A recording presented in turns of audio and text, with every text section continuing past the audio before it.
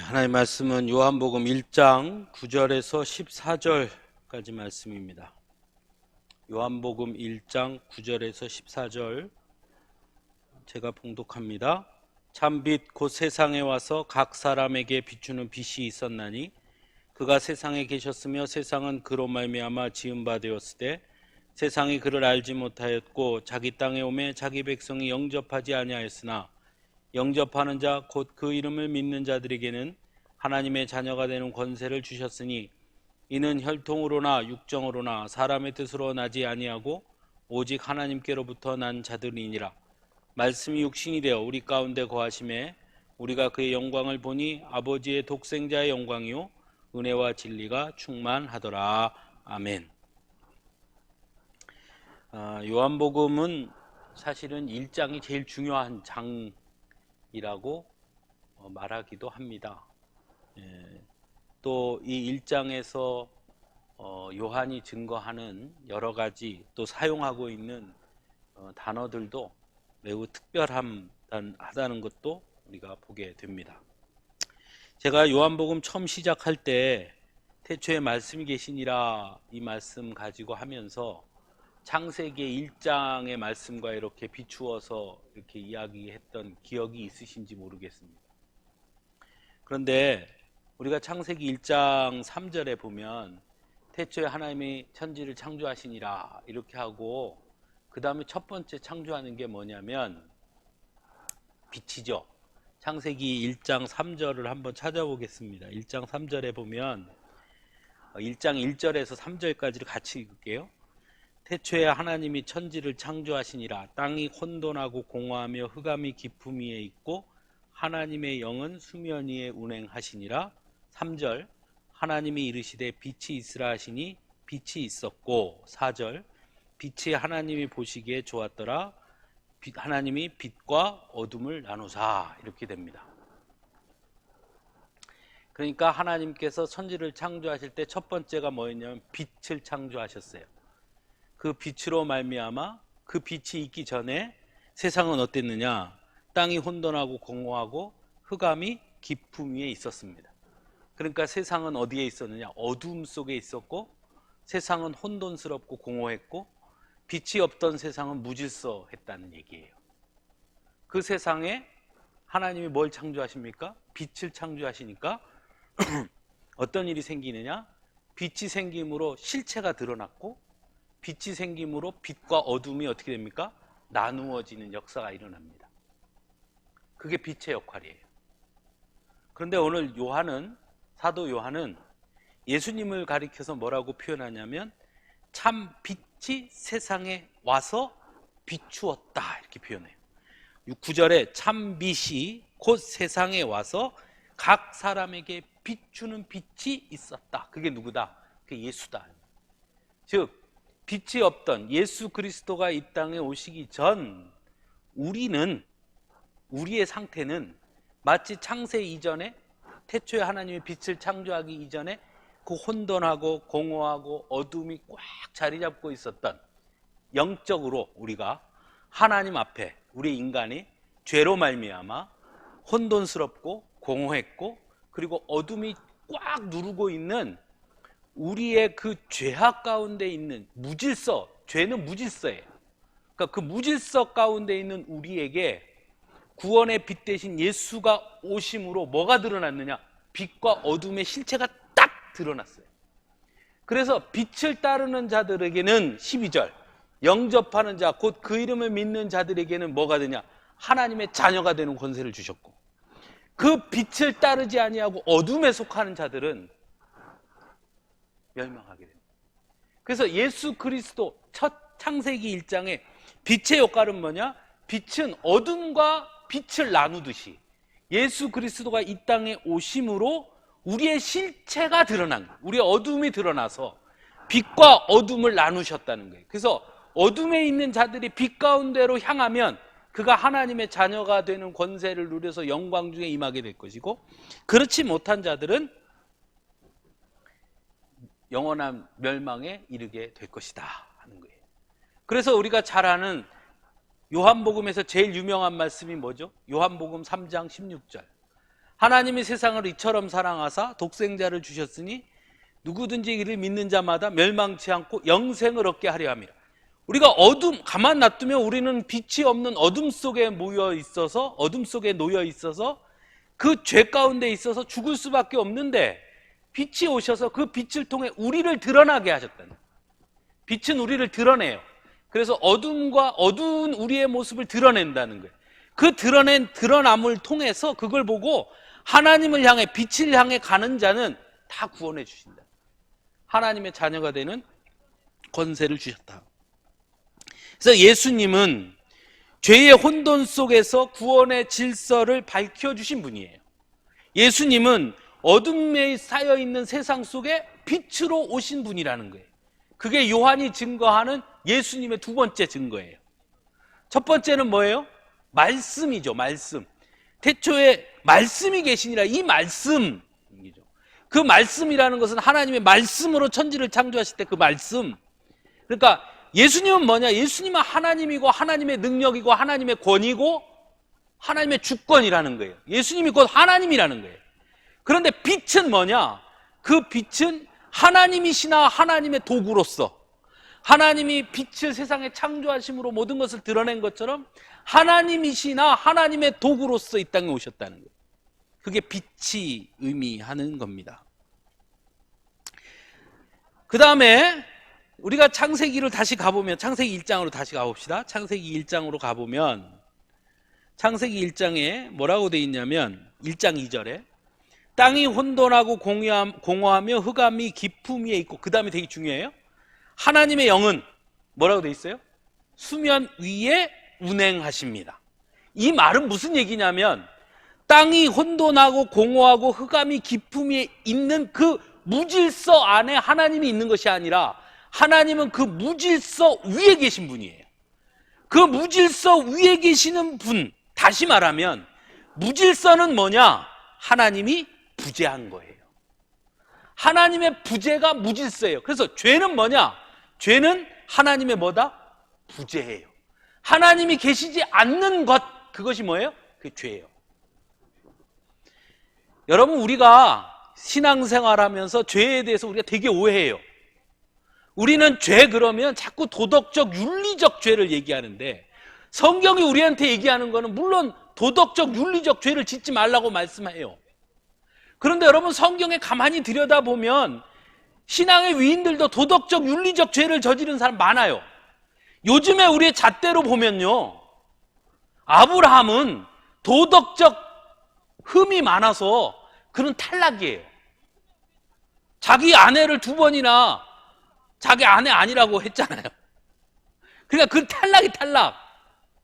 요즘에 잣대로 보면 노아는요, 노아는 술 먹고 주정했잖아요. 그 탈락. 그러니까 도덕적 범죄를 하나님이 용인하지 않아요. 도덕적 범죄는 괜찮다, 윤리적으로는 죄를 저질러도 괜찮아, 그 말씀은 아니나 하나님이 더 집중하는 게 있어요. 그게 뭐냐면 하나님의 부재, 하나님의 존재를 받아들이느냐 받아들이지 않느냐는 겁니다. 대표적인 예는 사울왕과 다윗이에요. 자, 다윗이 밧세바를 범했어요. 나단이 와요. 이야기해요. 다윗이 어떻게 해요? 바로 그 자리에서 하나님을 찾습니다. 그게 다윗이에요. 즉, 죄를 지었을 때, 밧세바를 범했을 때는 하나님을 잊었지만 그 문제를 제기할 때 그 순간 다윗이 어떻게 합니까? 하나님을 찾아요. 무질서, 죄 가운데 하나님의 존재를 찾으면 그 하나님이 다윗의 죄 가운데 임재하실 때 그에게 뭐가 일어나느냐? 용서의 은혜가 일어나는 거예요. 근데 사울왕은 어떻게 했느냐?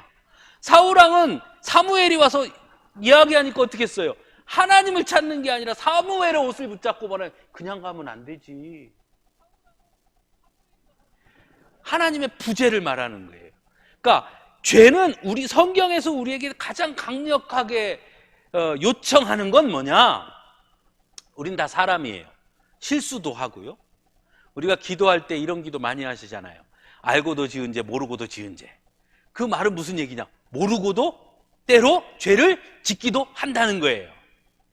오늘 제가 운전하고 가는데 세상에 이쪽 3차선에서 1차선까지 차가 이렇게 들어오더니 거기서 유턴을 하는 거예요.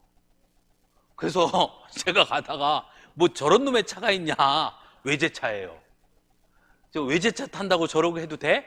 그까지만 말했어야 되는데 딱 보니까 여자분이에요, 운전자가. 그래서 제가 참 여자가 용감하네 그랬어요. 그랬더니 저희 집사람이 옆에서 뭐라 했냐면 또 그딴 식의 발언을 한다 그러는 거예요. 그죠? 뭐냐, 여성 비하다 이거예요. 의도는 없었으나 제 머릿속에 나도 모르게 순간적으로 나온 거죠. 예. 그럼 알고 내가 여성 비하해야지 하고 한 건 아니지만 하고 나서 보니 제 아내가 그렇게 말하는 걸 들어보니 맞아요. 그렇게 실수해요. 잘못해요. 도덕적으로, 윤리적으로 때로는 의도하지 않았으나 그럴 때가 있어요. 나도 모르게 휴지를 딱 버렸는데 아, 내가 휴지 버리면 안 되지 하고 할 수 있어요. 중요한 건, 그래서 성경이 우리에게 가장 크게 질문하는 건 그 도덕적 죄나 윤리적 죄는 인간은 누구나 실수할 수 있고 알고도 짓고 모르고도 짓지만 더 중요한 건 그럼에도 불구하고 그 순간 누구를? 하나님을 기억하고 하나님이 내 삶에 내 부족한 내 죄 가운데 하나님의 존재를 받아들이느냐 그렇지 않느냐는 거예요.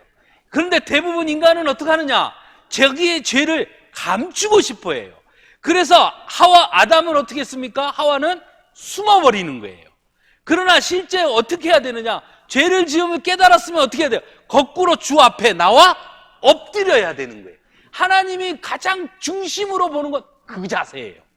죄를 짓느냐 않느냐보다 더 중요한 건 내가 그것을 발견했을 때 하나님 앞으로 오느냐, 하나님 앞에 숨어버리느냐,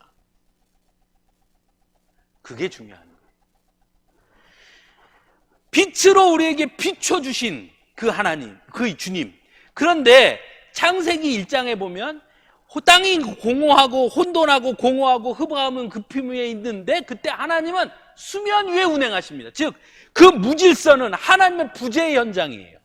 하나님은 그 위에 운행하셨습니다. 그리고 하나님이 거기에 간섭하신 게 뭐예요? 그게 빛이 있으라 하고 개입하시는 겁니다. 그런데 거기에서 한 발 더 떼어서 한 발 더 깊이 무슨 일이 일어나느냐? 14절입니다.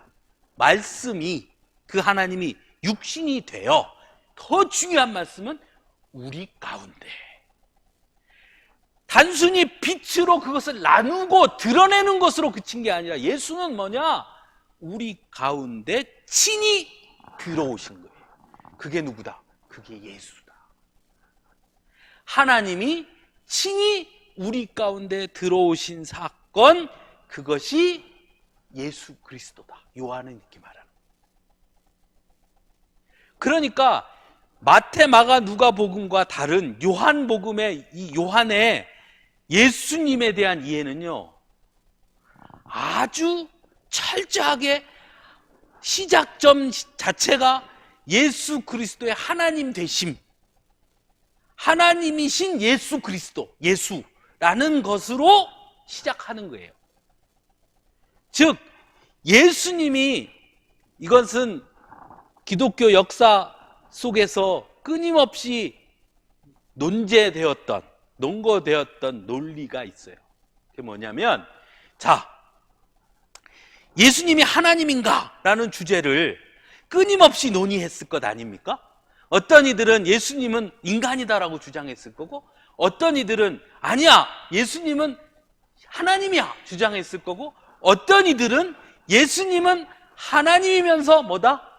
인간이시다라고 말했어요. 그래서 누가 이겼겠어요? 하나님이시며 인간이시다가 이겼으니까 지금까지 우리가 그렇게 믿는 거죠. 그렇죠?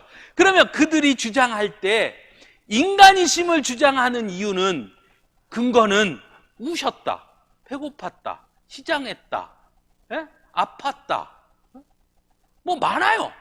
자, 그 다음 하나님이심을 증거하는 근거들이 있을 거 아니에요? 그런데 그 하나님이심을 근거 제시하는, 예수님이 하나님이심을 증명하는 방법이 하나님이며 인간이신 이 예수님을 증명하는 방법이 두 가지였어요.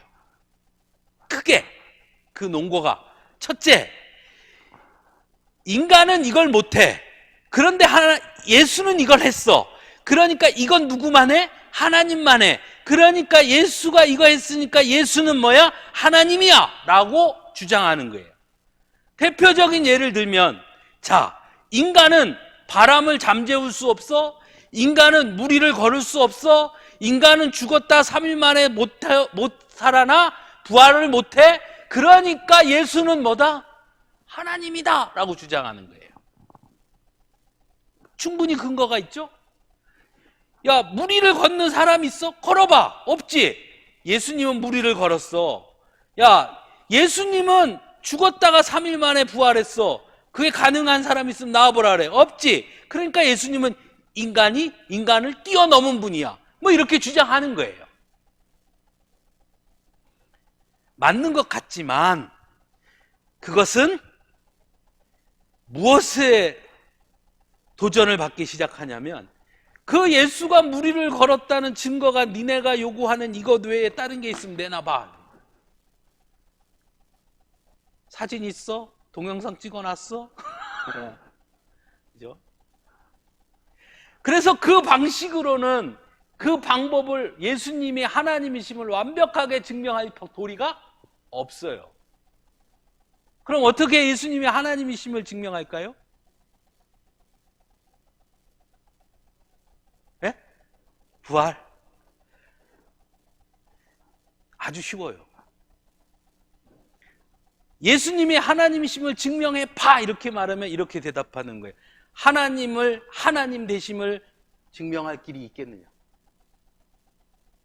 하나님이 하나님이심을 증명할 길이 있어요, 없어요? 자, 좋은 경이 좋은 경인 걸 증명해 봐. 그럼 뭐라고 할 거예요? 주민등록증 내주면 이거 유죄한 거 아니야?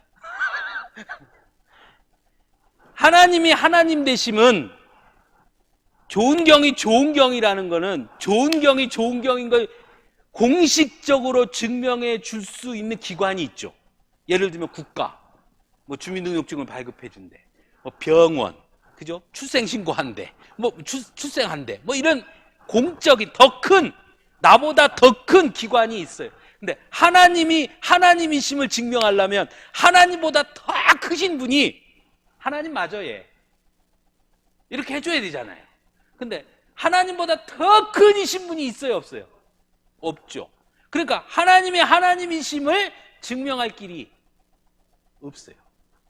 그래서 예수가 하나님이심을 증명해봐 그러면 뭐라고 말하냐면, 하나님이 하나님이심을 증명할 수 있다면 예수가 하나님이심을 내가 증명하리라. 그럼 증명할 수 있어요, 없어요? 증명할 수 없죠. 그래서 시작을 어떻게 하는 거냐면, 이러 해서 예수는 하나님이야가 아니라 예수는 하나님이시야로 시작하는 거예요. 하나님이시기 때문에 무리도 걸었고, 하나님이시기 때문에 3일 만에 부활했고, 하나님이시기 때문에 이런 역사를 이뤄내셨고, 하나님이시기 때문에 무엇도 했다. 이거 해서 하나님이시다가 아니라 하나님이시기 때문에 이것 할 수 있다 라고 설명하는 거예요. 같은 것 같지만 틀린 겁니다. 그 다음에 중요한 게 바로 뭐냐? 인간이에요. 자, 그렇게 증명하면 그 다음에 뭐가 나오냐?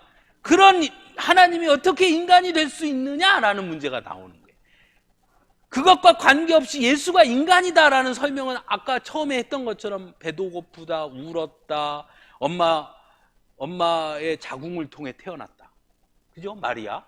뭐 그런 걸 가지고, 또는 어린 아이로 태어나서 인간처럼 하나하나 밟아서 아이가 키가 크매 지혜도 잘하는, 이렇게 성장했죠. 그러니까 그런 것으로 인간이라는 걸 증명할 수 있어요.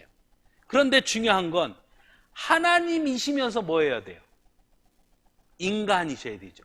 그러니까 하나님이시면서 인간이라는 걸 증명해야 되잖아요.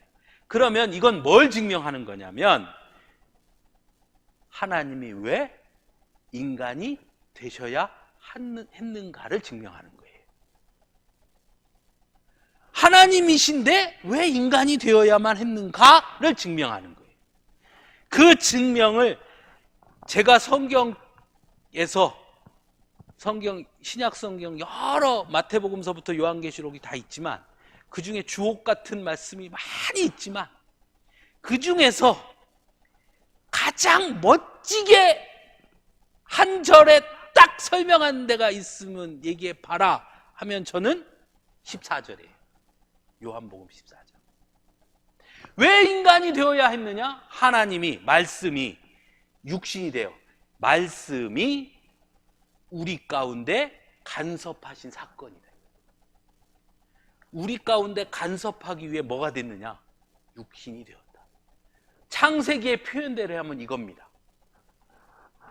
땅이 혼돈하고 공허한 무질서 위에 하나님은 위에 수면에 운행하시다가 이 땅에 혼돈하고 공허하고 무질서에 하나님이 뭐 했느냐? 칼을 들이밀어요. 그래서 나눠요. 첫 번째 칼은 뭐냐? 빛이에요. 나눠요. 그렇죠? 빛과 어둠을 나누고 낮과 밤을 나누고 땅과 무수를 나누고 하나님이 칼을 대요. 딱딱. 뭐를? 하나님의 도구를 가지고. 그런데 말씀이 육신이 되었다라는 건 뭐냐? 자신이 도구로 칼을 나누는 게 아니라 친히 자신이 그 안에 들어가서 나누는 거예요. 무질서 가운데 하나님이 뭐 하신 겁니까? 자신을 무질서의 바다에 마치 심청이가 민당수에 몸을 담그듯이 이 무질서의 바다에 하나님이 친히 퐁당하신 사건이 뭐냐? 그게 성육신이에요. 그래서 인간의 죄 가운데로 하나님이 친히 들어오셔서 그 죄의 허울 속에 깨끗하신 예수 그리스도가 그 안에, 하나님이 그 안에 들어오신 거예요. 그래서 어떻게 하셨느냐? 같이 아파하고 같이 울고 때로는 같이 욕도 하고 독사의 자식들아, 나는 깨끗한 사람이야. 옷이 하얘. 여기는 흙탕물이야. 그래서 어떻게 했느냐? 정수기에다가 그 물을 부어서 정수기를 통해 물을 나눠요. 여기는 정수된 하얀 물, 여기는 흙탕물, 이렇게 나눠지게 기계에다 넣어서 이렇게 나눠요. 이게 뭐냐? 이게 창세기에 빛이 있으라 낮과 어둠을 나누고 하신 사건이에요. 말씀이 육신이 되었다는 건 뭐냐? 그 흙탕물 가운데 친히 내가 들어가서 그 안에서 그것을 나누시는 거예요. 완전히 다른 사건. 왜 그렇게 했느냐? 우리를 뭐해서? 사랑해서. 그래서 요한복음은 사랑의 복음서예요. 그냥 단순히 내가 너 사랑해가 아니에요. 그냥 단순히 내가 널 사랑해 내 피를 주었다가 아니라 하나님이 친히 우리의 무질서에 그 거룩하신 분이, 가장 완전하신 분이, 가장 질서의 왕이신 분이 그 모든 것을 다 물리치고 친히 무질서, 죄에 가득한 이 무질서의 인간의 삶 가운데 친히 들어오신 사건, 그게 뭐냐? 말씀이 육신이 되어 우리 가운데 거하신 거예요. 그래서 우리가 뭐 하게 됐느냐? 그의 영광을 보게 됐다는 거예요. 무슨 얘기냐? 그 이전엔 칼로 나눌 때는 뭐만 보여요? 칼만 보인대. 이제는 친히 들어와서 그를 보게 되었다는 거예요. 우리가 그를 보게 되었다. 우리가 누굴 봐요? 예수를 보게 됐고, 지금 우리는 누굴 봐요? 성령을 보게 되었고, 하나님을 우리가 보게 된 것입니다. 그 이전엔 하나님이 어디에 있느냐? 수면 위에 계시죠. 이제 하나님이 우리 가운데 임재하신 사건인 거예요. 그래서 예수 그리스도의 성육신 사건은 단순히 우리를 구원하시기 위해 십자가의 그 사건으로 끝난 것이 아니라 인간의 삶 가운데 하나님의 더 큰 간섭하심이 일어난 사건이에요. 그래서 여러분, 구약 성경에 보면 예언자들이 이런 기도를 많이 해요. 하나님 어디 계십니까? 여러분, 그런데 복음서에서나 사도 바울이 하나님 어디 계십니까? 하고 기도하지 않아요. 하나님은 항상 나와 있다는 거예요. 사도 바울이 돌에 맞아서 죽음을 당할 위기를 처해도 사도 바울이 아이고 하나님 나 이렇게 맞고 있는데 하나님 지금 어디 있습니까? 하지 않아요.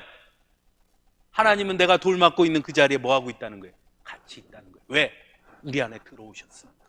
그게 성육신 사건, 예수 그리스도의 성육신으로 말미암아 하나님을 보게 된 증거들이에요. 그런데 요즘도 사람들 중에 어떤 이들은 하나님 어디 있습니까? 하고 막 외치면 하나님이 뒤에서 나 여기 있다 하는 거죠. 그래서 우리가 그 하나님을 보는 것이 뭐냐? 그것이 곧 은혜고 그것이 곧 진리다. 오늘 말씀이 그거잖아요. 그것이 곧 진리다. 그의 영광을 본다는 것이 곧 은혜고 그 영광을 본다는 것이 곧 복음의 진리예요. 죄로 인해 숨을 수밖에 없었던 인간에게 찾아오신 주님. 어떤 책에 보니까 이렇게 어떤 목사님이 이렇게 썼더라고요. 아담과 하와가 선악과를 따먹고요. 벗은 것을 보고 어떻게 해요? 숨어요. 그래서 뭐예요? 무화과로 잎을 다 이렇게 가려요. 근데 하나님 어떻게 하죠? 가죽옷을 지어서 줘요. 입으라. 그죠? 그게 구약의 하나님이라면 예수님은 뭐냐? 벗었어요. 숨었어요. 그랬더니 어떻게 했느냐? 하나님이 같이 벗고 그 앞에 와서 괜찮아. 나도 벗었어. 이게 예수님이라는 거예요. 네? 괜찮아. 나도 벗었어. 이리 와. 손을 벌려서 기다리시고 참아서 그를 안고 같이 울고 같이 하나님 앞에 용서를 구하는 그 자리에 있는 분이 예수님이라는 거예요. 그게 사랑이에요. 오늘날 복음이 어떻게 됐느냐? 예수님을 자꾸 우리의 삶에서 밀어내요. 예수님을 자꾸 저 멀리 떨어뜨려요. 예수님이 떨어지는 순간 그건 뭐와 같으냐? 은혜와 멀어지는 삶을 사는 거예요. 예수님을 떨어뜨린다는 것은 곧 우리가 진리 안에 거하는 삶을 살지 않겠다고 말하는 거예요. 진리를 벗어나고 은혜를 벗어나는 순간 인간은 뭐가 되느냐? 하나님이 떠나면 다시 뭐가 돼요? 우리는 다시 무질서의 존재밖에 될 수 없어요. 주님이 떠나고 은혜가 떠나고 진리가 떠나면 무질서만 남고 무질서는 곧 영벌이에요. 그래서 우린 예수 아니면 살 수 없는 거예요. 근데 착각하는 거예요. 자꾸 예수를 밀어내요. 사도 요한은 일찍이 그걸 알았던 것 같아요. 그러니까 이런 말을 하죠. 저는 코로나로 인해서 우리가 예배 드리지 못한 건 아니죠. 우리는 다 온라인으로 예배했습니다. 단 한 주도 빠지지 않고 예배했죠. 모여서 예배하지 못한, 함께 자리에서 예배하지 못한 그 고통도 있고 안타까움도 있고 슬픔도 있고 뭐 여러 가지 부정적인 게 있죠. 근데 곰곰이 생각하면요, 우리 믿음의 현 주소를 정확하게 보여주는 거라고 생각합니다. 왜냐? 제가 황미성 권사님이 주일날 온라인으로 유튜브로 예배를 드렸는지 안 드렸는지 내가 알 길이 없어요. 교회에서 모여서 예배했을 때는 안 오면 왜 황미성 권사님 안 왔지? 그 다음 주도 안 오면 왜 안 오셨지? 권사가 돼갖고 교회를 빠지네? 할 수 있어요. 그러나 온라인으로 드리면 드리는지 안 드리는지, 영상만 틀어놓고 설거지를 하고 있는지, 아니면 예배 시간 영상 틀어놓고 뭘 먹고 있는지, 누워서 드리는지, 반쯤 자는지 아무도 알 길이 없어요. 사람은 누구만 아냐? 하나님이 알고 내 가족이 아는 거예요. 우리가 흔히 믿음은 누구와 누구의 관계? 하나님과 나의 관계. 우리의 믿음의 현 주소를 정확하게 누가? 내가. 그 이전까지는 목사님이 뭐라 그러니까, 그 이전까지는 같이 신앙생활하는 사람들이 눈이 있으니까, 또 그 이전까지는 그래도 내가 직분이 있는데, 이런 것 때문에 때로는 그냥 하기 싫어도 억지로 하기도 했고, 오기 싫어도 억지로 예배 드리기도 했고 했을지 몰라요. 또는 예배를 드리면서 온통 딴 생각만 했는지 아무도 몰라요. 그러나 코로나로 인해서 집에서 드리니까 이제는 더 자유로워졌잖아요. 그거 신경 안 써도 돼요. 아무 신경 안 써도 돼요. 그러면 그 이전에 사람들만 신경 썼던 사람은 이 온라인으로 예배 드리는 게 얼마나 행복할까요? 그러나 그게 아니고 나의 예배를 하나님이 보신다라고 생각하는 사람은 온라인으로 예배를 드리든, 온라인이 안 돼서 종이 인쇄물을 가지고 혼자 예배를 드리든, 그 예배에 어떻게 할까요? 최선을 다해서 예배하는 거죠. 예. 예수가 내 삶에 들어와 계시지 않으면 나는 다시 뭐로 간다고요? 무질서로 흩어질 수밖에 없는 연약한 종. 그래서 여러분, 이 코로나 시기에 우리가 훈련 받는다 생각하고요, 우리의 신앙을 자꾸 점검하셔야 돼요. 누구로 인한 내 신앙을 삼지 마세요. 누구 의식하고 누구 인식하고 의식하고 누구 생각하고. 하나님과 나의 관계, 그 앞에 서면 아무리 어두운 세상 속에서도 하나님의 영광을 보게 되는 줄로 믿습니다. 우리 교회 성도님들이 모두 이 코로나 시기 동안 하나님의 영광을 볼 수 있기를 간절히 바랍니다.